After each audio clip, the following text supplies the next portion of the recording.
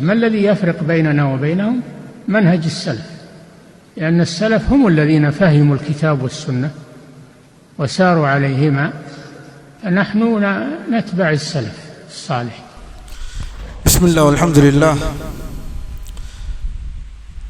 والصلاة والسلام على رسول الله وعلى آله وصحبه ومن تبعهم بإحسان إلى يوم الدين. أما بعد، السلام عليكم ورحمة الله وبركاته. الحمد لله. அல்லாஹ்வின் அடியார்களே, பாரக்கல்லாஹு ஃபீக்கும் வலில்லாஹில் ஹம்து. ஷர்ஹ் சுன்னாவுடைய நூலின் எத்தனாவது அமர்வு?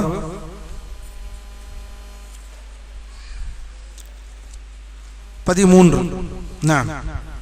அல்லாஹ்வுடைய கிருபையை கொண்டு 13வது அமர்விலே 14வது அமர்விலே இருக்கிறோம். வலில்லாஹில் ஹம்து. தய்யிப், எத்தனாவது வரியில் இருக்கிறோம்? எத்தனாவது விஷயத்தில் இருக்கிறோம்? ஃபித்னாக்கள் அதிகமாக இருப்பதினால் ஞாபகம் வைத்துக் கொள்ள முடியவில்லை.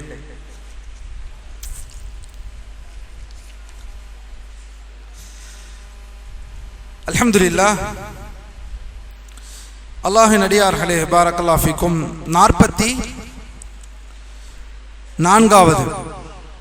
44வது விஷயத்திற்குள் செல்கிறோம். அருள்மிக்கவனும் மிக உயர்ந்தவனுமாகிய அல்லாஹ்வின் சுயத்தை குறித்து, அந்த சுயரூபத்தை குறித்து சிந்திப்பது பித்அஹ். கவனமாக கேட்டுக்கொள்ளுங்கள் அல்லாஹ்வின் அடியார்களே. அல்லாஹ்வை பற்றி சிந்திப்பதை பற்றி நூலாசிரியர் பேசுகிறார்கள். எப்படி? அல்லாஹ்வுடைய அந்த சுயத்தை குறித்து சிந்திப்பது மார்க்கத்தில் இல்லாத ஒரு புதிய வழிகேடு. எப்படி? அல்லாஹ் எப்படி இருப்பான்? அல்லாஹ்வுடைய செவிப்புலன் எப்படி இருக்கும்? அல்லாஹ்வுடைய கண்கள் எப்படி இருக்கும்? அல்லது அல்லாஹ்வுடைய அது எப்படி இருக்கும், இது எப்படி இருக்கும்? அல்லாஹ் ஓடுகிறான் என்றால் எப்படி ஓடுவான்? இந்த விஷயத்தை சிந்திக்க வேண்டாம். அவ்வாறு சிந்தித்தீர்கள் என்றால் அது பித்அத்தாகிவிடும்.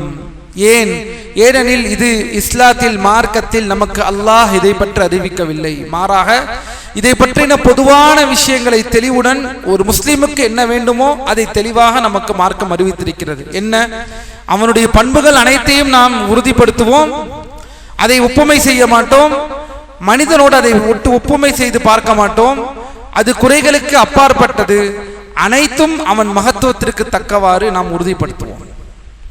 அதனால்தான் அல்லாஹ்வின் அடியார்கள் நூலாசிரியர் இந்த இடத்திலே சொல்கிறார்கள், அல்லாஹ்வை பற்றி, அவனுடைய சுயத்தை குறித்து சிந்திப்பது, அவனுடைய சுயரூபத்தை குறித்து சிந்திப்பது பித்அத் ஆகும். ஏனெனில் அல்லாஹ்வின் தூதர் ஸல்லல்லாஹு அலைஹி வஸல்லம் அவர்கள் கூறினார்கள், பண்புகளை பற்றி சிந்தியுங்கள், அல்லாஹ்வை பற்றி சிந்திக்காதீர்கள். அது என்ன? அதாவது பண்புகளை பற்றி பேசுவோம். அல்லாஹ் எப்படிப்பட்டவன், அல்லாஹ் எப்பேற்பட்டவன், அல்லாஹ் எவ்வளவு மகத்துவமானவன், நான் பாவம் செய்தால் அல்லாஹ் என் பாவத்தை மன்னிக்க கூடியவன், நான் தவறு செய்தால் அல்லாஹ் எனக்கு நேர்வழியை செலுத்தக்கூடியவன், நான் தவறு செய்தால் அல்லாஹ் என்னை தண்டிக்க கூடியவன் என்று அல்லாஹ்வுடைய பண்பை பற்றி பேசுதல், சிந்தித்தல், அதன்பால் பாரக்கல்லாஹு ஃபீக்கும் ஈமானை அதிகரித்தல், இதை செய்யுங்கள். ஆனால் அல்லாஹ்வை உள்ளமையை பற்றி, மார்க்கம் சொல்லாத விஷயத்தை பற்றி யோசிக்காதீர்கள். இப்படி யோசித்துத்தான் பல வழிகேடான பிரிவுகள் அல்லாஹ்வுடைய பற்றி, அல்லாஹ்வுடைய சுயத்தை பற்றி சிந்தித்து வழிகேட்டார்கள்.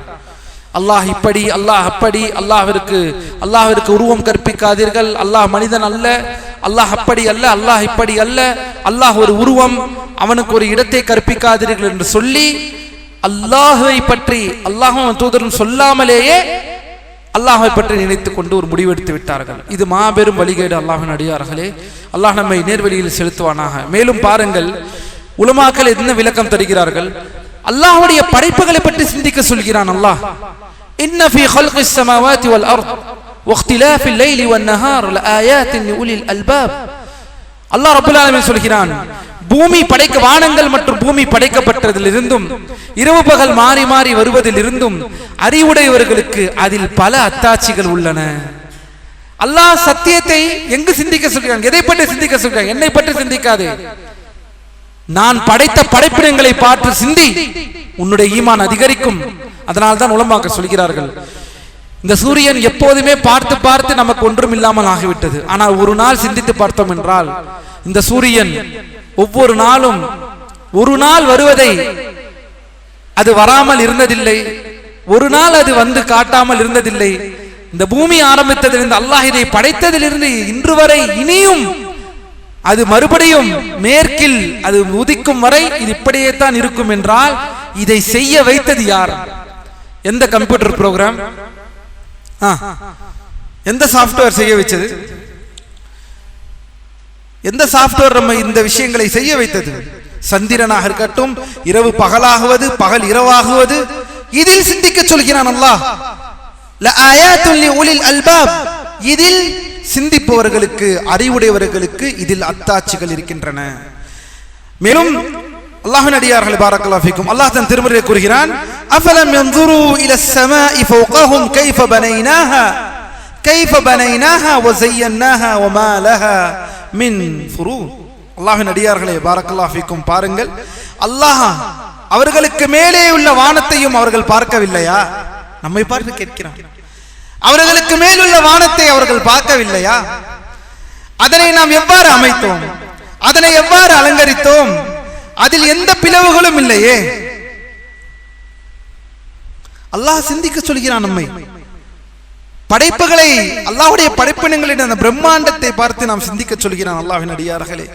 அப்படிப்பட்ட சிந்தனையாளராக அல்லாஹ் நம்மை ஆக்குவானா. அதன்பால் நம்முடைய ஈமானை அதிகரிப்பதற்கான எல்லா வழிகளும் இதன் அடிப்படையில் இருக்கிறது என்பதை மறந்து விடாதீர்கள்.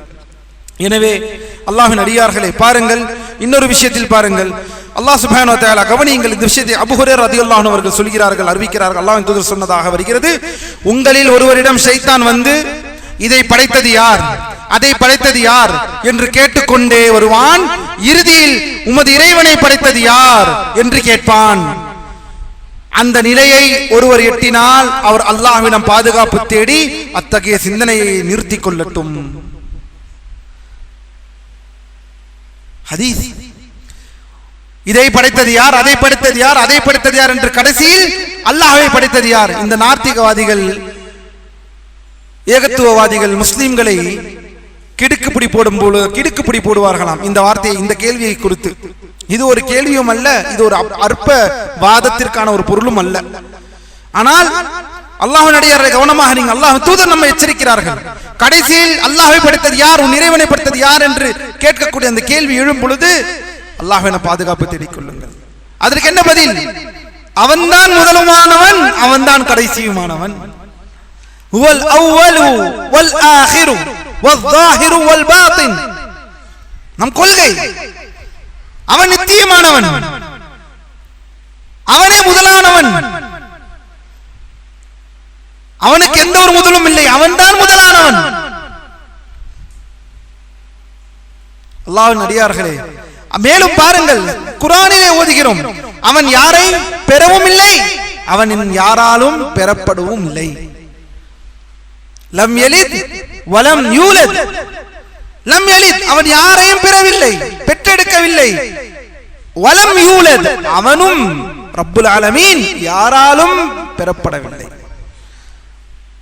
அல்லாஹ் நம்மை நேர்வழி செலுத்துவனாக இந்த விஷயத்தில். பாரக்கல்லாஹு ஃபீக்கும். அடுத்ததாக 45வது விஷயம், ஒரு முக்கியமான விஷயத்தை குறிப்பிடுகிறார்கள், என்னவென்று பார்ப்போம். மேலும் அறிந்து கொள், நிலத்தில் ஊர்ந்து செல்லும் பிராணிகள், கோரை பற்களை கொண்டு வேட்டையாடும் மிருகங்கள் மற்றும் பூமியில் நடமாடும் பிராணிகள் அனைத்தும், உதாரணமாக சிறு எறும்புகள், ஈக்கள் மற்றும் கட்டெரும்புகள் வரை யாவும் அல்லாஹ்வின் கட்டளைக்கு உட்பட்டவையே. கண்ணியமும் மகத்துவமும் மிக்க அல்லாஹ்வின் அனுமதியின்றி அவை எதனையும் செய்வதில்லை. இது என்ன விஷயம் அல்லாஹ்வின் அடியார்களே? எதனால் இந்த விஷயத்தை பற்றி பேசுகிறார்கள் நூலாசிரியர்? என்ன காரணம்? இதை பற்றி அல்லாஹ்வின் அடியார்களே, ஒரு விஷயமும் அல்ல. என்னவென்றால், அடிப்படை, இந்த பூச்சிகள், படைப்புகள் அனைத்தும் அல்லாஹ்வின் கட்டளைக்குட்பட்டவை என்பதை இங்கு விவரிக்க வருகிறார்கள் நூலாசிரியர். மனிதர்கள் மட்டுமல்ல, இந்த பூமியின் அனைத்து படைப்பினங்களும் அவனது கட்டளைக்குட்பட்டவை. எதுவும் அவனுடைய கட்டளைக்கு வெளியில் செயல்படுவதில்லை. அனைத்துமே அவனுடைய கட்டளைக்கு உட்பட்டு செயல்படுபவை என்பதை புரிந்து கொள்ளியோ முஸ்லிமே என்று நூலாசிரியர் அவர்கள் சொல்கிறார்கள். அதனால் தான் அல்லாஹ்வின் அடியார்களே, பூச்சிகள், வனவிலங்குகள், ஊர்வன என அனைத்து படைப்புகளும் அல்லாஹ்வின் கட்டளைக்கு கீழ்ப்படிந்து நடக்கின்றன. இது என்ன கட்டளை என்றால், சரி கட்டளை என்று கீழ்ப்படிந்து நடக்கிறது என்றால், அப்படி என்றால் இவர்களுக்கும் சொர்க்கம் நரகம், இவர்களுக்கு நன்மை தீமை, இவர்களுக்கு கேள்வி கணக்கு, கட்டெரும்புகளுக்கு, பூச்சிகளுக்கு, பிராணிகளுக்கு, சிங்கத்துக்கு அடித்தடித்து கொள்ளுது சிங்கம் அனைத்தையும். இது அந்த கட்டளை கீழ் வருமா? அல்லாஹ்வின் அடியார்களே, இது என்ன கட்டளை என்றால் இது பிரபஞ்ச கட்டளை. இது என்ன கட்டளை என்றால் அல்லாஹ்வுடைய பிரபஞ்ச கட்டளை. எல்லா பிரபஞ்சத்திற்கும் கட்டளை என்பது ஒன்று இருக்கிறது. இது அம்ருன் கௌனி. அதே போல அம்ருன் ஷர்ஈன் என்பது இருக்கிறது, மார்க்க ரீதியான கட்டளை. அதற்கு யார் காரணம்? மார்க்க ரீதியான கட்டளைக்கு உட்பட்டவர்கள் ரெண்டு கூட்டம் தான், நாமும் நமது சகோதரர்களும். நாமும் நமது சகோதரர்களும். யார் அவர்கள் நமது சகோதரர்? ஜின்கள். நாம் இரண்டு பேர் தான் மார்க்க கட்டளைக்கு உட்பட்டவர்கள். இதை செய்தால் நன்மை, இதை செய்தால் தீமை, இதை செய்தால் சொர்க்கம், இவ்வாறு மரணித்தால் நரகம். இது அம்ருன் ஷர்ஈ, கௌனுன் ஷர்ஈ. இது கௌன் அல்ல, இது ஷர்ஈ. இந்த அடிப்படை அல்லாஹ்வின் அடியார்களே மனித குலத்திற்கும் ஜின் குலத்திற்கும் தான் இது இருக்கிறது. என்ன ஆதாரம்? ஆதாரம் சூரத்து ஜாரியாத், வமா خلقtul ஜின்ன வல் இன்ஸ இல்லா லியஅபுதூன். மனித வர்க்கத்தையும் ஜின் வர்க்கத்தையும் என்னை வணங்குவதற்காகவே அன்றி நான் படைக்கவில்லை. இவர்கள்தான், இந்த ரெண்டு கூட்டத்தார்கள் தான் அல்லாஹ்வுடைய தனிப்பெரும் அந்த கட்டளைக்குள் வருவார்கள். அந்த கட்டளைகளுக்கு அவர் மீது சுமத்தப்படும். ஆனால் இந்த பூச்சிகள், தாவரவைகள், இவை அனைவரும் அல்லாஹ்வின் அடியார்களே. ஆனால் இங்க என்ன தெரியுமா ஆச்சரியம்? இவர்களின் நிலை என்ன தெரியுமா? அல்லாஹ் தன் திருமறையை சொல்கிறான் சூரத்துல் இஸ்ராவிலே 44வது வசனம். இந்த வசனத்தை சற்று செய்ய முடியுங்கள். அல்லாஹ் ரப்பல் ஆலமீன் சொல்கிறான், வ இம் மின் ஷைஇன் இல்லா யுஸப்பிஹு பிஹம்திஹி வலாக்கின் லா தஃப்கஹூன். கவனியுங்கள் அல்லாஹ்வின் அடியாரே, வலாக்கின் லா தஃப்கஹூன தஸ்பீஹஹும். பூமியில் உள்ள ஒவ்வொரு பொருளும், பூமியில் உள்ள அனைத்து ஜீவராசிகளும் அல்லாஹ்வை புகழ்ந்து துதி செய்து கொண்டே இருக்கின்றன. ஆனால் அவர்களின் துதிகளை உங்களால் விளங்கிக் கொள்ள முடியாது. லா இலாஹ இல்லல்லாஹ். இதனால்தான் கல்வி படிக்கக்கூடிய மாணவனுக்கு யாரெல்லாம் துஆ செய்கிறார்கள், யாரெல்லாம் பாவ மன்னிப்பு தேடுகிறார்கள்? கல்வியை படிக்கக்கூடிய மாணவனுக்கு, பூமியில் உள்ள அனைத்து ஜீவராசிகளுக்கும், இதோ நம் அனைவருக்கும் நம் நேரம் அனைத்தையும் அல்லாஹ்விற்காக வைத்து இந்த ரமதான் மாதத்தில் மார்க்க கல்வியை, நம்முடைய மரபு வழி கல்வியை இன்று அமர்ந்து படிக்கிறோம் அல்லவா? இதுதான் தலபுல் இல்ம். இன்னும் அல்லாஹ் தூதர் சொல்கிறார்கள், சுப்ஹானல்லாஹ், சிந்தித்து பாருங்கள். நடுக்கடலில் இருக்கக்கூடிய திமிங்கலம், நடுக்கடலில் இருக்கக்கூடிய திமிங்கலம் துஆ செய்கின்றது. எவ்வளவு மகத்துவமிக்க ஒரு அடிப்படை என்பதை புரிந்து கொள்ளுங்கள். ஜீவராசிகள் விஷயத்தில் அல்லாஹ் தன் திருமறையிலே சொல்கிறான், வ இம் மின் ஷைஇன் இல்லா யுஸப்பிஹு பிஹம்திஹி வலாக்கின் லா தஃப்கஹூன தஸ்பீஹஹும். ஒவ்வொரு பொருளும் அல்லாஹ்வை துதித்துக் கொண்டே இருக்கின்றன. இம் மின் ஷைஇன் என்று சொல்கிறான். எல்லா விஷயங்களும் அல்லாஹ்வை துதித்துக் கொண்டே இருக்கின்றன. ஆனால் அவைகளின் துதிகளை உங்களால் விளங்கிக் கொள்ள முடியாது, நம்மால் விளங்க முடியாது. நாம் ஏற்கனவே பார்த்தோம் அல்லவா, கபருடைய அந்த வேதனை, அந்த சத்தம் நம்மை தவிர எல்லா ஜீவராசிகளுக்கும் அந்த சத்தம் கேட்கும். பயங்கரமான ஒரு சத்தம். நம்மால் மனிதனுக்கு அல்லாஹ் அந்த ஆற்றலை தரவில்லை. எனவே அல்லாஹ்வின் அடியார்களே, அல்லாஹ் நம்மை நேர்வழியில் செலுத்துவானாக. பாரக்கல்லாஹு ஃபீக்கும். எனவே அனைத்தும் அல்லாஹ்வுடைய கட்டளைக்கு பால் இயங்குகிறது. அதுவும் இந்த பூச்சிகளும் பிராணிகளும் வெளியேறவில்லை, ஆனால் அவைகளே அல்லாஹ்வை துதிக்கின்றன என்பதை நாம் புரிந்து கொள்ள வேண்டும். 46வது விஷயம், அருள்மிக்கவனும் உயர்ந்தவனுமாகிய அல்லாஹ் திட்டமாக காலத்தின் தொடக்கத்தில் இருந்தே, ஆரம்பமில்லாத ஆதி முதலே நிகழ்ந்ததையும் இதுவரை நிகழாமல் இனிமேல் நிகழப் போகின்றவை அனைத்தையும் அவன் அறிந்திருக்கிறான். அவை அனைத்தையும் அவன் மிக துல்லியமாக கணக்கிட்டு வைத்திருக்கின்றான் என்று நம்பிக்கை கொள்ள வேண்டும். நடந்து முடிந்ததை அல்லாஹ் அறிய மாட்டான் என்றோ, அல்லது நடப்பது நடக்கப் போவது போன்றதை அறிய மாட்டான் என்றோ எவர் கூறுகிறாரோ அவர் மகத்துவமிக்க அல்லாஹ்வை நிராகரித்த காஃபிர் ஆவார். கதருடைய விஷயம், விதியுடைய விஷயம் கவனமாக கேளுங்கள் அல்லாஹ்வின் அடியார்களே. பாரக்கல்லாஹு ஃபீக்கும். விதி குறித்த நம்பிக்கை அஹ்லுஸ் சுன்னah வல் ஜமாஅத்தினர் இந்த விஷயங்களை நாம் தெளிவாக இரண்டு நிலைகளாக உலமாக்கள் பிரிக்கிறார்கள். ஒன்று நம்முடைய செயல், இதற்கு நாம் பதில் சொல்லியே ஆக வேண்டும். ஒரு செயலை நாம் தான் செய்கிறேன் என்பதினால் இந்த பூமியில் அல்லாஹ் அந்த ஆற்றலை கொடுத்திருக்கிறான். சத்தியம் அசத்தியம் எது என்று பிரித்து தருவதற்கான கல்வியை நமக்கு வழங்கியிருக்கிறான். குர்ஆனை இறக்கி அருளிருக்கிறான், சுன்னாவை இறக்கி அருளிருக்கிறான். அல்லாஹ் அல்லாதவர்களை அழைத்து பிரார்த்தனை செய்யக்கூடாது, இது இணை வைப்பு. இந்த இணை வைப்பை செய்தால் நரகம், இந்த இணை வைப்பில் மரணித்தால் நரகம் என்ற இந்த அடிப்படை. விபச்சாரம் என்பது ஹராம், வட்டி என்பது ஹராம். இவ்வாறு இணை வைப்புக்கு அடுத்து உள்ளக்கூடிய பாவங்களாக இருந்தாலும் சரி, அல்லாஹ்வின் அடியார்களே, அந்த செயல்களுக்கு மனிதன் பொறுப்பேற்றே ஆக வேண்டும். அல்லாஹ் இந்த வாழ்க்கை அதற்காகத்தான் படைத்தான். லியப்லுவக்கும் அய்யுக்கும் அஹ்ஸனு அமலா, உங்களில் அமல்களை சிறந்த முறையில் செய்வது யார் என்பதை சோதிப்பதற்காகவே அல்லாஹ் நம்மை படைத்தான். அப்படி வைப்பதினால் அல்லாஹ்வின் அடியார்களே, பாரக்கல்லாஹு ஃபீக்கும், நாம் செய்யக்கூடிய செயல்களை அல்லாஹ் அறியாமல் இல்லை, அல்லாஹ் அனைத்தையும் அறிந்தவனாகத்தான் இருக்கிறான். அவனுடைய அறிவு அனைத்தையும் சூழ்ந்திருக்கிறது என்பது நம்முடைய கடமை, என்பது நம்முடைய கொள்கை. அவனுக்கு அறிந்திருப்பதினால் அமல்களை விடக்கூடியவர்கள் அல்ல. இது வழிகேடு. அவன் எல்லாவற்றையும் அறிந்துதானே வைத்திருக்கிறான். அப்படி என்றால் நான் ஏன் அமல் செய்ய வேண்டும்? இது வழிகேடு. இது விதியின் விஷயத்தில் ஏற்பட்ட வழிகேடு. அல்லாஹ்வின் அடியார்களே, அல்லாஹ் நம்மை நேர்வழியில் செலுத்துவானாக. இந்த அடிப்படையில் பாருங்கள், செயல்களின் காரணங்கள், மனிதர்கள் தாங்கள் செய்யும் நன்மையான மற்றும் தீமையான செயல்களுக்கு அவர்களே பொறுப்புதாரிகள்.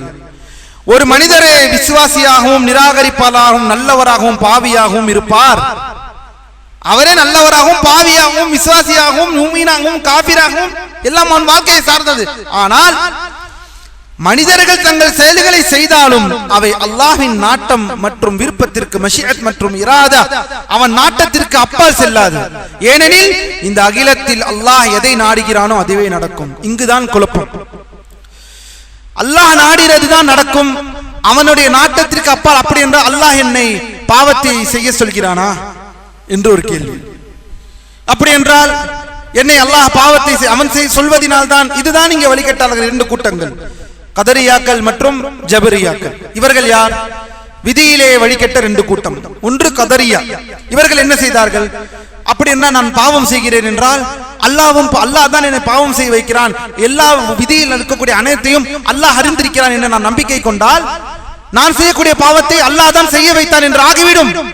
அதனால் அல்லாஹ்விற்கு எதுவுமே நடப்பதற்கு முன்னால் தெரியாது, நடந்து முடிந்ததற்கு பிறகுதான் தெரியும் என்ற ஒரு வழிகேட்டை கொண்டு வந்தார்கள். அப்படி என்றால் அல்லாஹ்வின் அடியார்களே, பூமியில் உள்ள அனைத்தையும் அல்லாஹ் சூழ்ந்திருக்கிறான். அவன் அனைத்தையும் அறிந்தவனோ அல்லாமல் குயூப் என்ற அவனுடைய தன்மைகள், அவன் பண்புகள், அவன் உள்ளமையை பற்றி, அவனுடைய அடிப்படையை பற்றி, அவனை பற்றின, அவன் எப்படி அவனை நாம் அவனை யோசிக்க வேண்டுமோ அந்த தன்மையின், அந்த மகத்துவத்திலிருந்து அல்லாஹை ஒன்றுபடியும் இல்லாமல் ஆக்கக்கூடிய கொள்கை தான் இந்த கதரியாக்களின் கொள்கை. அல்லாஹ் இதுக்கு தெரியாது, அல்லாஹ் அறிய மாட்டான், அவன் அதையெல்லாம் அறியக்கூடியவனுடைய அந்த ஆற்றல் இல்லை. ஏனெனில் நான் பாவம் செய்கிறேன், அதை எப்படி அல்லாஹ் அறிந்திருக்கிறான், தெரிந்து என்னை அல்லாஹ் எவ்வாறு தடுக்காமல் இருப்பான் என்ற இந்த வழிகேட்டை கொண்டு வந்தவர்கள் இந்த கதரியாக்கள். இவர்களை இப்னு உமர் ரலியல்லாஹு அன்ஹு காஃபிர் என்று சொல்லக்கூடிய அளவிற்கு போனார்கள். ஆம், வழிகட்ட கூட்டங்களில் சஹாபாக்களில் சந்தித்தார்களா என்றால் சஹாபாக்கள் நேரடியாக எச்சரிக்கை செய்தார்கள். ஒரு கூட்டம் இந்த கதரியாக்கள். இந்த கதரியாக்களை இப்னு உமர் ரலியல்லாஹு அன்ஹு அவர்கள் காலத்திலே இந்த கூட்டம் வந்துவிட்டது. இப்னு உமர் ரலியல்லாஹு என்ற சஹாபி அவர்களுடைய காலத்திலேயே வந்துவிட்டது. அவர்கள்தான் எச்சரிக்கை செய்தார்கள், இந்த கூட்டத்திற்கும் எங்களுக்கும் சம்பந்தம் இல்லை என்று. இந்த கதரியாக்கள். இன்னொரு கூட்டம் வந்தது, ஜபரியாக்கள். இவர்கள் யார்? அப்படியே உல்டா. என்னது? நான் பாவம் செய்கிறேன், இந்த பாவம் அல்லாஹ் தான் என்னை செய்ய வைக்கிறான். ஒன்று அல்லாஹ்வை கண்ணியப்படுத்துகிறேன் என்று சொல்லி மனிதனுடைய செயல்களுக்கும் அல்லாஹ்விற்கும் எந்த சம்பந்தம் இல்லை என்று சொல்லி அல்லாஹ்வுடைய தன்மையை, அல்லாஹ்வுடைய பண்பை மறுத்து அல்லாஹ்வுக்கு எதுவும் தெரியாது என்ற மோசமான ஒரு கொள்கைக்கு போனது ஒரு கூட்டம். இன்னொரு கூட்டம், நான் இதை செய்து விட்டேன் என்றால் அல்லாஹ் தான் நாடினான், நான் கட்டாயம் விதியில் இருக்கிறது. கொலை செய்தேன், அல்லாஹ்வின் விதியில் இருக்கிறது. விபச்சாரம் செய்தேன், அல்லாஹ்வின் விதியில் இருக்கிறது. இப்படி செய்யணும் என்று இருக்கிறது. இது இரண்டும் வழிகேடு. அல்லாஹ்வின் அடியார்களே, இங்க எங்கே போய் விட்டார்கள், வழிகேட்டு விட்டார்கள் என்றால், அல்லாஹ்வின் அடியார்களே, அல்லாஹ் எல்லாத்தையும் அறிந்திருக்கிறான். அவனுடைய அறிவில் எதுவும் தப்பாது. அவன் ஆக அனைத்தையுமே இன்னா குல்ல ஷைஇன் خلقناه بقدر. அல்லாஹ் சுப்ஹானஹு வ தஆலா திருமறையில் கூறுகிறான், நாம் எல்லா விஷயத்தையும் கதரிற்பால் அடிப்படையில் ஒவ்வொரு காலகட்டத்தை கொண்டு நாம் படைத்திருக்கிறோம் என்று அல்லாஹ் சொல்கிறான். இது அனைத்தும் அவனுடைய பண்பை குறிக்கின்ற ஒரு செயல். இது அனைத்தும் அவனை பற்றி முஃமின் தெரிந்து கொள்ள வேண்டியது, அவன் மகத்துவத்தை புரிந்து கொள்ள வேண்டியதற்காக விஷயங்கள். இது அனைத்தும் அந்த சத்தியம். ஆனால் இந்த பூமியில் நன்மை தீமையை யோசித்து எது நல்லது எது கெட்டது என்று செய்வது இந்த பூமியில் நம்முடைய பரீட்சைக்கான விஷயம். இதை இரண்டையும் சேர்த்து வழிகேட்டில் போனார்கள் இந்த கூட்டங்கள். அல்லாஹ்விற்கு தெரிந்திருக்கிறது, நான் ஏன் அமலில் செய்ய வேண்டும் என்று அல்லாஹ்வுடைய பண்புகள், அவனை பற்றி படித்த விஷயங்களை என்னுடைய நேர் வாழ்க்கைக்கு, இந்த நடத்திய வாழ்க்கைக்கு கொன்று முடிச்சு போட்டால் இதுதான் வழிகேடு. இதுதான் வழிகேடு. எல்லாமே அல்லாஹ் தான் தெரிந்திருக்கிறானே, அப்படி என்றால் நான் ஏன்? இந்த பூமி நமக்கான பரீட்சை. அது அல்லாஹ் தெளிவாக குர்ஆனில் சொல்லிவிட்டான். ரப்புல் ஆலமீன், அல்லாஹ்வின் தூதர் தெளிவாக விளக்கி விட்டார்கள். பின்பு ஏன் இந்த குழப்பம்? படைக்கப்பட்டது யாவும் அல்லாஹ் அறிந்திருக்கிறான். அல்லாஹ் தான் நம் செயல்களையும் படைத்தான். நம்முடைய கொள்கை, அல்லாஹ் நம்மை மட்டும் படைக்கவில்லை, நம் செயல்களையும் அல்லாஹ் தான் படைத்தான். ஏன்? ஏனெனில் இதை மோசமான எண்ணத்தில் யோசிப்பது. செயல்களையும் படைத்தான், அப்படி என்றால் என்ன யோசிக்க வேண்டும்?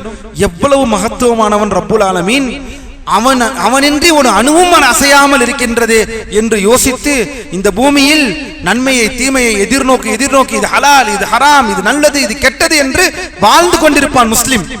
இதை விட்டுவிட்டு இதை யோசித்தால் கோழைகளாக, பூமியில் வாழ தெரியாத கோழைகளாக, அல்லாஹ்வுடைய பண்புகளை தெரிந்து கொண்டு இப்படி இருந்தால் அப்படி என்றால் இந்த பூமியில் நாம் எப்படி வேணாலும் இருந்து கொள்ளலாமா, அமல் செய்யாமல் இருந்து கொள்ளலாமா, அல்லாஹ் எது எழுதினாலும் அதுதானே நடக்கும். இப்படி கூட சஹாபாக்கள் கேட்கவில்லை. சஹாபாக்கள் கேட்டது ஒன்றுதான். என்ன கேட்டார்கள்? இந்த நூல் இரண்டுமே இருக்கிறது, சொர்க்கவாசிகளும் இருக்கிறார்கள், நரகவாசிகளும் இருக்கிறார்கள். அழகாக கேட்டார்கள் சஹாபாக்கள். அல்லாஹ்வின் தூதரே, யா அல்லாஹ் யா ரசூலல்லாஹ், எல்லாமே தெரிந்து விட்டது என்றால் நாம் அமல்களை நாம் ஏன் செய்ய வேண்டும் என்று அவர்களுக்கு அல்லாஹ்வின் தூதர் ஸல்லல்லாஹு அலைஹி வஸல்லம் சொன்னார்கள், சத்திது வகாரிபு, ஒன்று கூட்டுங்கள், அமல்களை செய்யுங்கள் என்று அந்த இடத்திலேயே சஹாபாக்களுக்கு அறிவுறுத்துகிறார்கள். எனவே அல்லாஹ்வின் அடியார்களே, அல்லாஹ் எல்லாவற்றையும் தெரிந்திருக்கிறான். அல்லாஹ் எல்லாவற்றையும் முன்கூட்டியே லவ்ஹுல் மஹ்ஃபூதிலே எழுதிவிட்டான். எல்லாமே பதிவு செய்யப்பட்டு விட்டது. அவன் நாட்டமின்றி எதுவும் நடக்காது. அவன் நம்மை படைத்தான், நம் செயல்களை படைத்தான். இது எல்லாவற்றையும் உறுதியாக ஈமான் கொள்ள வேண்டும். ஆனால் இது எதுவும் நம்முடைய உலக வாழ்க்கையின் விஷயத்தில், நம் உலக வாழ்க்கையில் போராட்டத்திலும் போர்க்களத்திலும் உள்ளே இருக்கிறோம். ஹலாலா ஹராமா, சத்தியமா அசத்தியமா என்ற வாழ்க்கையை வாழ்வதற்காக இந்த பூமியில் கொடுத்திருக்கிறான் ரப்பு. அதை சிந்தித்து நன்மை தீமையை செய்வதற்கு பதிலாக இதை விஷயத்தை எல்லாம் இங்கே போட்டுக்கொண்டு யாரை ஏமாற்றுவதற்கு நீங்கள் உங்களே நம்மை ஏமாற்றிக் கொண்டிருக்கிறோம். எனவே அல்லாஹ்வின் அடியார்களை, தெளிவு பெற்ற சமூகமாக இருங்கள். விதியுடைய விஷயத்தை கவனமாக அறிந்து கொள்ளுங்கள். அல்லாஹ் சுப்ஹானஹு வ தஆலா அனைத்தையும் அறிந்தவனாக இருக்கிறான். இதுதான் இல்ம். எதுவும் அவனுடைய அறிவில் இருந்து தப்பவில்லை. அவன் அறிவுக்கு அவன் அறியாமல் எதுவும் இல்லை. அதை புரிந்து கொள்ளுங்கள். இன்று நடக்கக்கூடிய விஷயங்கள், இன்று பூமியில் நடந்து கொண்டிருக்கக்கூடிய இந்த பூமியில் நடக்கக்கூடிய விஷயங்கள் அனைவற்றையும் அறிந்திருக்கிறான். நடந்தால் தான் தெரியும் ஹராம்.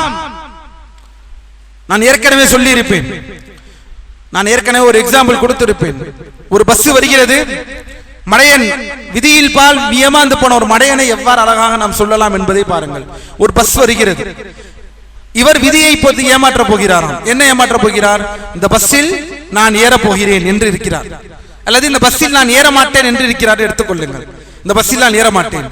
சரி, இந்த பஸ்ஸில் நான் ஏற மாட்டேன், இந்த பேருந்தில் நான் ஏற மாட்டேன் என்று கடைசியில் சொல்லி கடைசியில் அவர் ஏறி விடுவார். பார்த்தீர்களா? இப்போது ஏறமாட்டேன் என்று இருந்த நான் அந்த விதியை நானே மாற்றிவிட்டேன். நான் தான் இப்ப ஏறி இருக்கிறேன். இங்கு நாம் என்ன சொல்லுவோம்? இங்கு இவருக்கு நாம் என்ன பதில் அளிப்போம்?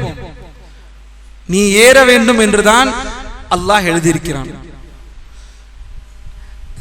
ஏறவில்லை என்பது என்று நீயாக விளையாடி கொண்டிருந்த உன்னுடைய நேரம் அது.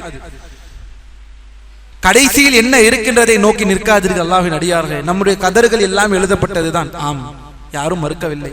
நாம் சொர்க்கவாசிகளா நரகவாசிகளா என்பதை எல்லாம் எழுதப்பட்டதுதான். யாரும் இதை மறுக்கவில்லை. நாம் நம்முடைய அமல்கள் நன்மையில் முடிய போகிறதா அல்லது தீமையில் முடிய போகிறதா? நம்முடைய அமல்கள் சொர்க்கவாசியின் அமல்களை கொண்டு முடிவு பெற போகிறதா அல்லது நரகவாசியின் அமல்களை கொண்டு முடிவு பெற போகிறதா? எல்லாமே எழுதப்பட்டதுதான். அதற்காக என்ன செய்ய முடியும்? இப்போது இந்த பூமி இன்னும் வாழ இருக்கிறது. அல்லாஹ் நமக்கு எத்தனை நாட்கள், எத்தனை நமக்கு வாழ்க்கைகளையும் வருடத்தையும் அல்லாஹ் வைத்திருக்கிறான் என்பது நமக்கு தெரியவில்லை. எனவே அல்லாஹ்வின் அடியார்களே, அமல்களை அதிகப்படுத்துங்கள், அமல்களை அதிகப்படுத்துங்கள். இந்த விதியின் விஷயத்தில் தெளிவு பெற்றுக் கொள்ளுங்கள். அதை தான் நூலாசிரியர்கள் அழகாக சொல்கிறார்கள். இந்த விஷயத்தில் எல்லாம் அல்லாஹ்விற்கு தெரியாது, புரியாது என்றெல்லாம் சொல்லி உன்னுடைய மறுமை வாழ்க்கையை நீ கெடுத்துக் கொள்ளாதே. நடந்து முடிந்ததை அல்லாஹ் அறிய மாட்டான் என்றோ அல்லது நடப்பது நடக்கப் போவது போன்றதை அறிய மாட்டான் என்றோ எவர் கூறுகிறாரோ அவர் மகத்துவமிக்க அல்லாஹை நிராகரித்த காஃபிராவார். மேலும் அல்லாஹ்வின் அடியார்களே, படைப்பினங்களில் பாவம் செய்பவர், நல்லவர், தொழுபவர், நோன்பு நோற்பவர் என அனைவரும் உள்ளனர். மனிதர்களுக்கு தங்களது செயல்களை செய்வதற்குரிய ஆற்றலும் விருப்பத்தையும் அல்லாஹ் வழங்கியிருக்கிறான் என்பதை மறந்து விடாதீர்கள். எல்லா ஆற்றலும் நல்லது கெட்டது என்ன என்பதை எல்லாம் தெரிந்துதான் வைத்திருக்கிறோம்.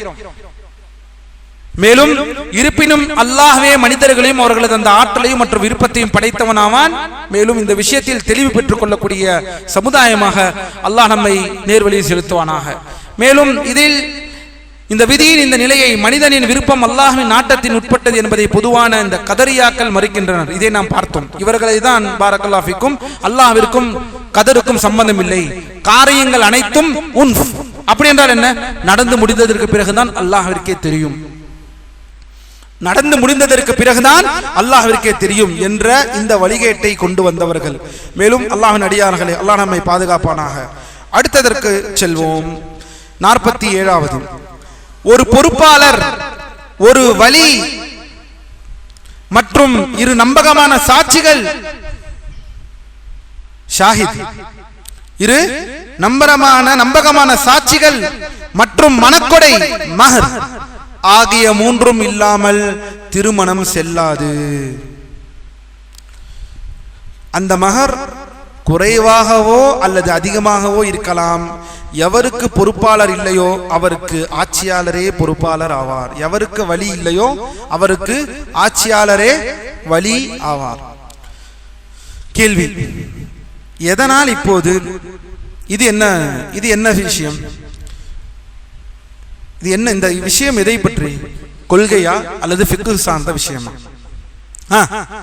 ஏன் கொள்கை நூலில் வந்திருக்கிறது? வலி திருமண விஷயம், கிதாபு நிக்காஹ், நிக்காவுடைய நூலில் படிக்க வேண்டிய சட்டங்கள் இது. வலி என்பவர் யார்? வலி இல்லாமல் திருமணம் செல்லுமா செல்லாதா? ஒரு திருமணம் சரியாக நடக்க வேண்டும் என்றால் அதற்கு என்னவெல்லாம் தேவை? வலி மட்டும் போதுமா? சாட்சிகள் முக்கியமா? ஏன் இங்கு போடுகிறார்கள்? நாம் ஏற்கனவே சொன்ன போது அல்லாஹ்வின் அடியார்களே, ஒரு சில ஃபிக்ஹ் சார்ந்த விஷயங்கள் கூட மார்க்கத்தின் ஒரு புற சட்டமாக இருக்கும்.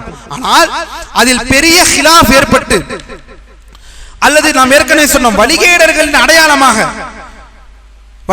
அடையாளமாக எடுத்துக்காட்டாக காலுறைக்கு மசூ செய்வதை யாரும் பண்ண மாட்டார்கள். ஷியாக்கள், ராஃபிதாக்கள் காலுறைக்கு மசூ செய்ய மாட்டார்கள். அத்துணை ஹதீஸ் இருந்தும் அவர்கள் அந்த சட்டத்தை மறுப்பார்கள். உலமாக்கள் விளக்குகிறார்கள், காலுறைக்கு மசூ செய்யாதவர்கள். இது ராஃபிதாக்களுடைய ஃபிக்ஹ் சட்ட திட்டங்கள். அப்படி என்றால் இது இவர்கள் அடையாளமாகிவிட்டது. எந்த ஒரு ஃபிக்ஹ் சட்டமாக இருந்தாலும், ஒரு புற சட்டமாக இருந்தாலும் அதில் பெரிய ஹிலாஃப் ஏற்பட்டு மக்களுக்கு பெரிய குழப்பம் இருந்தால் அதையும் சில நேரத்தில் கொள்கை நூல்களில் கொண்டு வருவார்கள். அதில் ஒரு சட்டம் தான் இந்த சட்டம். ஏனெனில் இந்த சட்டத்தில் ஒரு குழப்பம் நடந்தது. என்னவென்றால், வலி இல்லாமல் திருமணம் செய்து கொள்ளலாம் என்ற ஒரு தவறான ஒரு விஷயத்தை ஒரு கூட்டங்கள், சில காரார்கள் கொண்டு வந்தார்கள் என்பதை உலமாக்கள் விளக்குகிறார்கள். இது ஒருபோதும் ஏற்றுக்கொள்ளப்பட்டதல்ல. அதை நாம் உருவாக பார்ப்போம். அல்லாஹ்வின் அடியார்களே, திருமணம் தொடர்பான இந்த விவகாரம் உண்மையில் ஃபிக்ஹ் சட்டக்கலை என்றாலும் பாரக்கல்லாஹு ஃபீக்கும் இதை உலமாக்கள் தெளிவாக விளக்குகிறார்கள் என்பதை நாம் பார்த்தோம். சரி, அடுத்ததாக பாருங்கள், இந்த திருமண ஒப்பந்தத்தின் கட்டாய நிபந்தனைகள் என்ன? அதாவது மகர், மணமகன் மணமகளுக்கு வழங்க வேண்டிய மணக்கொடை நிச்சயமாக வேண்டும் என்று சொல்கிறார்கள். மகர் இல்லாமல் திருமணம் ஆகக்கூடாது. மகர் என்பது மிக முக்கியமான ஒரு விஷயம் அல்லாஹ்வின் அடியார்களே. அதே போலத்தான் வலி. யார் வலி? பெண்ணின் சம்பந்தத்துடன் அந்த திருமணத்தை முன்னின்று நடத்தக்கூடிய பெண்ணுடைய பொறுப்பாளர் யார்? வலி. எடுத்துக்காட்டு, வலி என்றால் யார்? வலி என்றால் யார்? ஜமாத் தலைவரா? யார்? தகப்பன். வலி என்றால் யார்? தகப்பன் முதலில். வேறு? நாம் அல்லாஹ்வின் அடியார்களே, வலியுடைய விஷயத்தில் சாதாரண விஷயம் அல்ல. வலியுடைய விஷயத்தில் இஷ்டத்திற்கென்று பூந்து விளையாடுவதெல்லாம் ஹராம். அது அந்த தகப்பனுக்கு விருப்பம் இல்லை என்றாலும் சரி, அந்த விஷயத்தை உலமாக்கள் மிகவும் பொறுமையாக அணுக வேண்டும் என்று சொல்கிறார்கள். எப்போதே தவிர என்றால் அந்த தகப்பனுக்கு சிந்திக்கக்கூடிய திறன் இல்லை, குடிகாரராக இருக்கிறார், வழிகேடராக இருக்கிறார். அந்த பெண்ணுக்கு அழிவை தவிர, அந்த பெண்ணுக்கு நல்ல கெட்ட வாழ்க்கையை தவிர அவர் வேறு எதுவும் எண்ண மாட்டேங்கிறார் என்ற கூடிய விஷயத்தில் தான் இந்த விஷயங்கள் ஆட்சியாளர்களுக்கு திரும்பும்.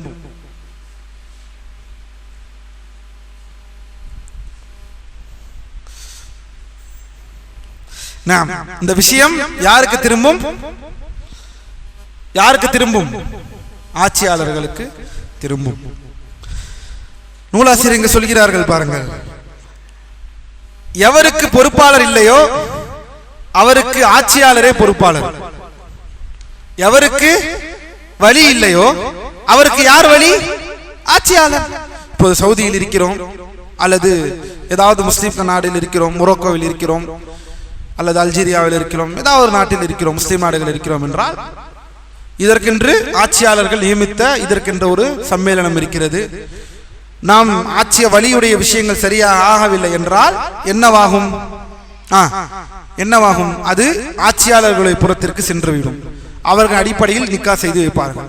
சரி, நம் நாட்டில் என்ன செய்வது? வழியை தாண்டி போகிறோம், வழியே இல்லை, அல்லது வழி ஒரு வழியுடைய அந்த தகுதியில் இல்லை, என்ன செய்வது? உலமாக்கள் என்ன சொல்கிறார்கள்? ஆலிம்கள் மார்க்கத்தை நன்கு அறிந்து சிந்திக்கக்கூடிய, நன்மை தீமையை அளவுகோல் பார்க்கக்கூடிய ஆலிம்களிடம் திரும்ப சொல்கிறார்கள் உலமாக்கள். அந்தந்த நாட்டு மஸ்ஜிதுகள் அல்லது மர்கசுகள், முக்கியமாக கல்வியை படித்து நன்மை தீமையை அறிந்தவர்களிடம் இந்த காரியத்தை நாம் ஒப்படைக்க வேண்டும் என்று சொல்கிறார்கள் உலமாக்கள். எனவே அல்லாஹ்வின் அடியார்களே, இந்த விஷயத்தை நாம் புரிந்து கொள்ள வேண்டும். மகருடைய விஷயத்தில், வலியுடைய விஷயத்தில், சரி, மகர் இல்லாமல் திருமணம் செய்து கொள்ள முடியுமா? இது அல்லாஹ்வின் தூதருக்கு மட்டுமே பிரத்யேகமாக வழங்கப்பட்ட ஒரு சலுகை. அல்லாஹ்வின் தூதர் ஸல்லல்லாஹு அலைஹி வஸல்லம் அவர்களுக்கு தான் ஒரு பெண் மகர் இல்லாமல் தன்னை அர்ப்பணிக்க முடியும். ஸல்லல்லாஹு அலைஹி வஸல்லம் திருமணத்திற்கு, திருமணமாக மகரே தராமல், மகரே வாங்கிக் கொள்ளாமல் அந்த பெண் தானாகவே, இது முஃமின்களுக்கானது அல்ல, அல்லாஹ் சொல்லிவிட்டான் தன் திருமறையில், இது முஃமின்களுக்கு அல்ல, இது வெறும் இந்த முஃமின்களின் தலைவனான அல்லாஹ்வின் தூதர் ஸல்லல்லாஹு அலைஹி வஸல்லம் அவருக்கு பிரத்யேகமான சட்டம் என்பதை அல்லாஹ் சூரத்துல் அஹ்ஸாபிலே 50வது வசனத்திலே அல்லாஹ் இதை தெளிவாக குறிப்பிடுகிறான். இன் வஹபத் நஃப்ஸஹா, கவனியுங்கள், இன் வஹபத் நஃப்ஸஹா லின்-நபி, அல்லாஹ் தன் திருமறையில் சொல்றார், இன் வஹபத் நஃப்ஸஹா லின்-நபி இன் அராத அன்-நபியு அன் யஸ்தன்கிஹஹா காலிஸதன் லக் மின் தூனில் முஃமினீன். அல்லாஹ் தன் திருமறையில் சொல்கிறான், நபியே, விசுவாசம் கொண்ட ஒரு பெண் தன்னை தானே நபியான உமக்கு அர்ப்பணித்து நபியாகிய நீரும் அவரை மணந்து கொள்ள விரும்பினால் அவரை நீர் மணந்து கொள்ளலாம். இது மற்ற விசுவாசிகளுக்கு இன்றி உமக்கு மட்டுமே உரித்தான ஒரு சிறப்பாகும் என்று அல்லாஹ் தன் திருமறையில் சூரத்துல் அஹ்ஸாபிலே கூறுகிறான். மேலும் அதனால் அல்லாஹ்வின் அடியார்களே, வழி இல்லாமல், மஹர் இல்லாமல், இன்னும் உலமாக்கள் ஒரு விஷயத்தை சொல்கிறார்கள். அது என்ன? யாருக்காவது தெரியுமா? நிக்காஹ் விஷயத்தில் திருமணத்தை பகிரங்கப்படுத்துவது.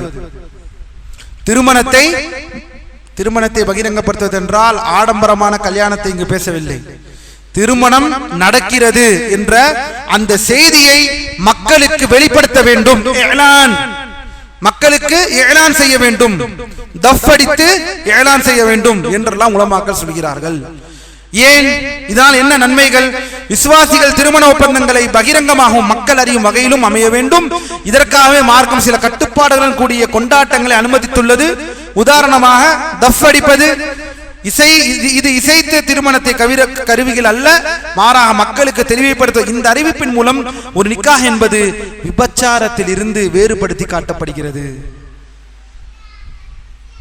எவ்வளவு நன்மை இருக்கிறது தெரியுமா?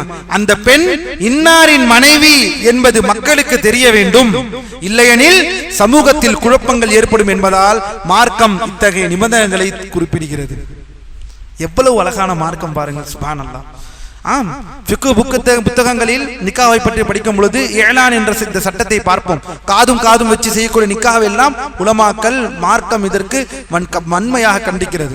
யாருக்கும் தெரியாமல் ரகசிய திருமணம், மறைந்த திருமணம், இந்த திருமணத்தை இஸ்லாம் எதிர்க்கிறது. அல்லாஹ்வின் அடியார்களே கவனம். நிக்காஹ் என்றால் ஏலான் செய்ய வேண்டும், நிக்காஹ் என்றால் வெளிப்படுத்த வேண்டும். இது அந்த பெண் இன்னாரின் மனைவி என்பது மக்களுக்கு தெரிய வேண்டும், இல்லையெனில் சமூகத்தில் குழப்பங்கள் ஏற்படும் என்பதால் மார்க்கம் இந்த நிபந்தனைகளை விதித்துள்ளது என்பதை நாம் கவனமாக புரிந்து கொள்ள வேண்டும். அது நன்மையை பயிற்றுவிக்கும், சமூகத்தில் குழப்பத்தை ஏற்படுத்தும். காதுமாக வைக்கக்கூடிய திருமணம், யாருக்கும் சொல்லாமல் வைக்கக்கூடிய திருமணம், மஹர் இல்லை, அது இல்லை. அல்லாஹ்வின் அடியார்களே, முஸ்லிம் வலி இல்லாமல் வலி என்பவர் முஸ்லிமாக இருக்க வேண்டும்.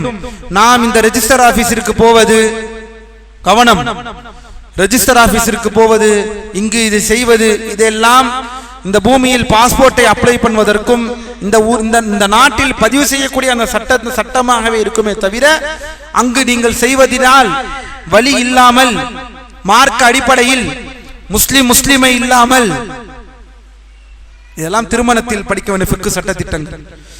முஸ்லிமை அல்லாமல், வலி இல்லாமல், மஹர் இல்லாமல், அறிவிக்காமல் இதையெல்லாம் செய்வது அல்லாஹ்வின் அடியார்களை திருமணமாகவே இருக்காது என்று மார்க்கம் சொல்கிறது. கவனம். பாருங்கள், இந்த விஷயத்தை கூட நூலாசிரியர் அவர்கள் இந்த இடத்திலே சொல்லி வருகிறார்கள். சரி, நாம் அடுத்த விஷயத்திற்குள் செல்வோம். எத்தனாவது விஷயம்? ஒரு மனிதன் தனது மனைவியை 3 முறை தலாக் செய்து விட்டால் அவள் அவருக்கு ஹராமாகி விடுகிறாள். அவள் வேறொரு கணவனை திருமணம் செய்து அந்த திருமணம் வந்த முடிவுக்கு வரும் வரை அவனுக்கு அவள் மீண்டும் அனுமதிக்கப்பட்டவள் ஹலாலாக மாட்டாள். அல்லாஹ் நம்மை பாதுகாக்க வேண்டும். தலாக் விஷயம் சாதாரண விஷயம் அல்ல. 3 முறை தலாக் முடிந்து விட்டதென்றால் அவள் அவருக்கு ஹராமாகி விடுகிறாள். என்னதான் இந்த பூமி என்ன சொன்னாலும் சரி, நீங்கள் என்ன மார்க்க ரீதியாக அல்லது பாச ரீதியாக நானும் என் கணவன் மனைவிதான், நாங்கள் சொல்லிவிட்டோம், நாங்கள் பிரிந்து விட்டோம், இருந்தாலும் நாம் சேர்ந்து கொள்வோம், என்ன சொன்னாலும் மார்க்க அடிப்படையின் பால் அவர்கள் கணவன் மனைவி அல்ல. விளையாட வேண்டாம் அல்லாஹ்வின் அடியார்களே. தலாக்குடைய வார்த்தைகள் விளையாட வேண்டாம். கோபமாக இருந்தாலும் சரி, இது எனக்கும் நம் அனைவர்களுக்குமான உபதேசம் உலமாக்கள் விவரிக்கிறார்கள். தலாக்குடைய விஷயத்தில் விளையாட்டு வேண்டாம். மறுபடியும் அந்த பெண் 3 முறை தலாக் ஆகிவிட்டு முடிந்து விட்டதென்றால் அந்த பெண் அடுத்த கணவனுடன் திருமணம் முடிந்து அந்த திருமணம் அந்த முடிவுக்கு வந்தாலே அன்றி அவள் உங்களுக்கு ஹலாலாக மாட்டாள். நீங்க சேர நினைத்தாலும் சரி, நீங்கள் 5 வருடம் 10 வருடம் வாழ்ந்திருந்தாலும் சரி, மார்க்க ரீதியாக தலாக் ஆகிவிட்டதென்றால் 3 முறை முடிந்து விட்டதென்றால் அவள் இந்த பந்தத்திலிருந்து வெளியேறுகிறாள். மறுபடியும் நீங்கள் சேர வேண்டும் நினைத்தால் அவர்கள் திருமணம் செய்தே ஆக வேண்டும். அந்த திருமண முடிவுக்கு வர வேண்டும். இதெல்லாம் மார்க்கம். இதனால்தான் முடிவெடுப்பதற்கு முன்னால் மார்க்கம் 3 முறை உங்களுக்கு வாய்ப்பை தருகிறது. விளையாட வேண்டாம். உலமாக்கள் எவ்வளவு அழகாக இந்த விஷயங்கள் எல்லாம் விளக்குகிறார்கள் பாருங்கள். அல்லாஹ்வின் அடியார்கள், அல்லாஹ் தன் திருமறையில் சொல்கிறான், அத்-தலாக்கு மர்ரதான் ஃபஇம்சாக்கும் பிமஅரூஃபின் அவ் தஸ்ரீஹும் பிஇஹ்சான். அல்லாஹ் தன் திருமறையில் கூறுகிறான், விவாகரத்து 2 முறை, அதன் பிறகு முறைப்படி மனைவியாக நிறுத்திக் கொள்ள வேண்டும் அல்லது நன்மையான முறையில் விட்டுவிட வேண்டும். 2 முறை தலாக். 3வது முறை தலாக் என்றால் ஒன்று சேர்த்துக் கொள்ளுங்கள், அப்படி இல்லை என்றால் அல்லாஹ் நன்மையான முறையில் விட்டுவிட சொல்லுங்கள். நீங்கள் உங்கள் வாழ்க்கையை பாருங்கள், அவர்களுக்கும் அல்லாஹ் நல்ல வாழ்க்கையை வழங்குவானாக. மேலும் கவனியுங்கள் அல்லாஹ்வின் அடியார்களே, ஒரே அமர்வில் முத்தலாக், ஒரே அமர்வில் ஒரே நேரத்தில் 3 தலாக் சொல்லக்கூடாது.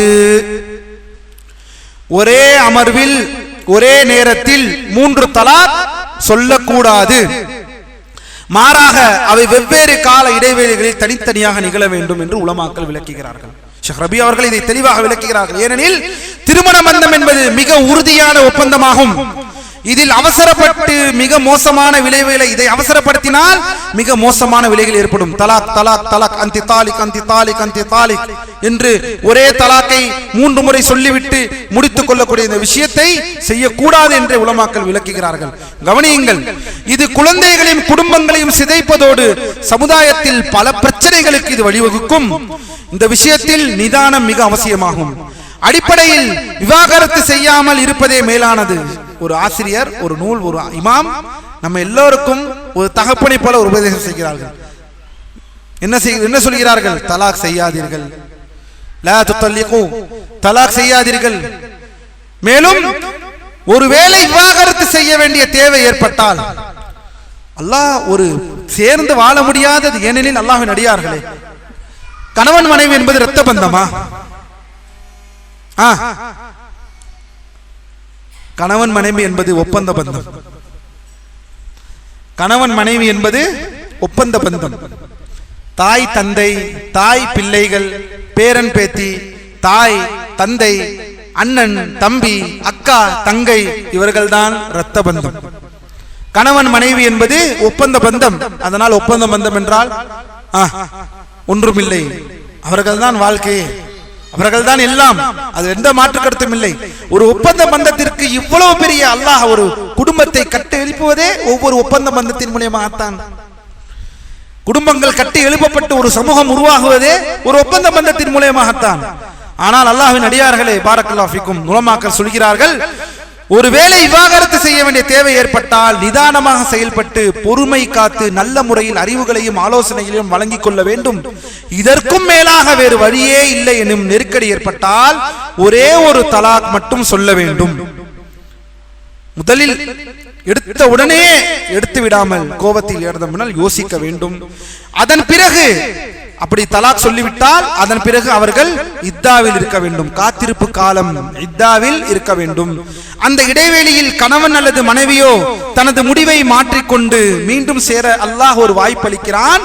இதன் மூலம் அவர்கள் தங்களது தவறுகளை திருத்திக் கொண்டு குர்ஆன் மற்றும் சுன்னாவின் அடிப்படையில் தங்களது குடும்ப வாழ்க்கையை சீர் செய்து கொள்ளக்கூடும். என்ன இங்கு நடக்கிறது? சண்டையா?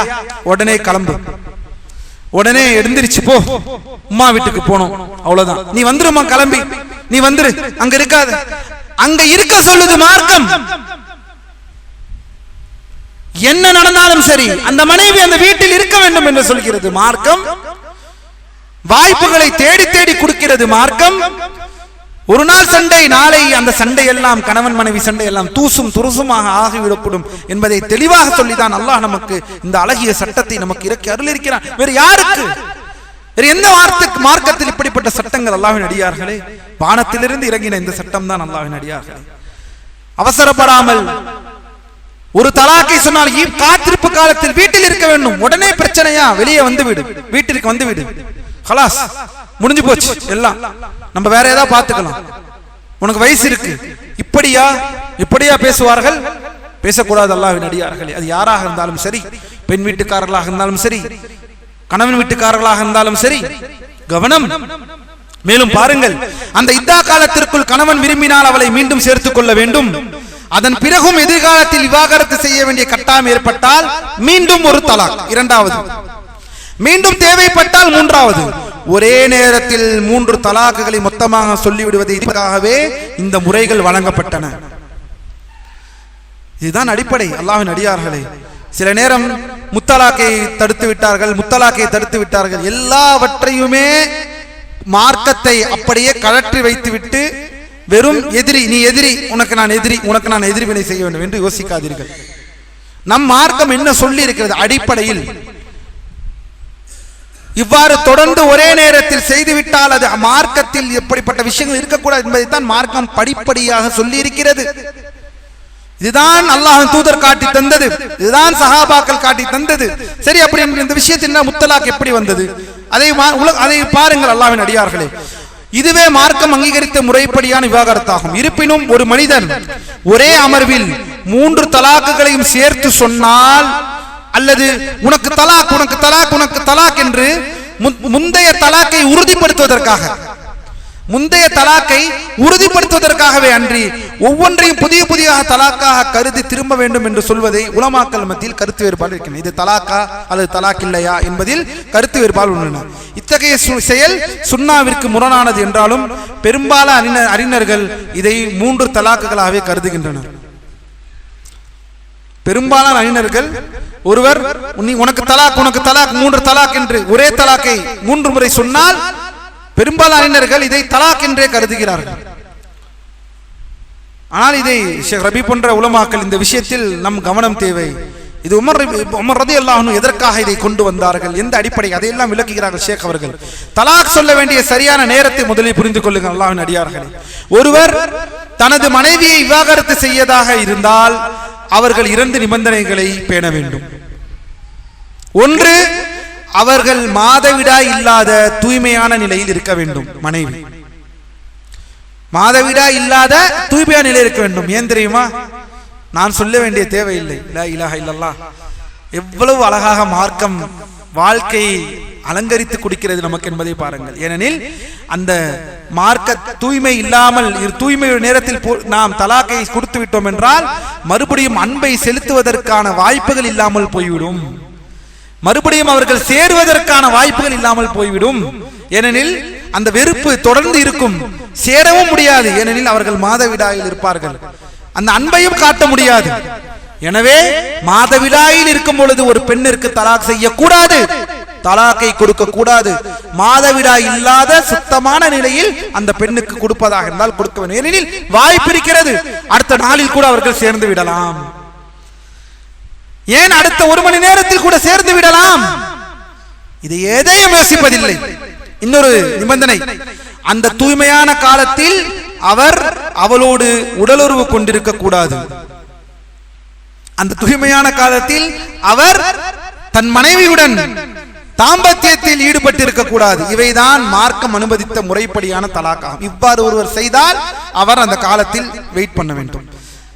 அந்த அந்த இத்தாவுடைய காலத்தில் அவர் உடலுறவை தாம்பத்தியத்தை மேற்கொண்டு விட்டார் என்றால் தலாக்குடைய விஷயம் முடிந்து விட்டது. அவர் திரும்பி எடுத்துக்கொண்டார், திரும்பி தன் மனைவியை எடுத்துக்கொண்டார். அல்ஹம்துலில்லாஹ், அல்ஹம்துலில்லாஹ். தலாக்குல் பித்ஆ, இது சுன்னா, இது மார்க்கம் அனுமதித்த தலாக்.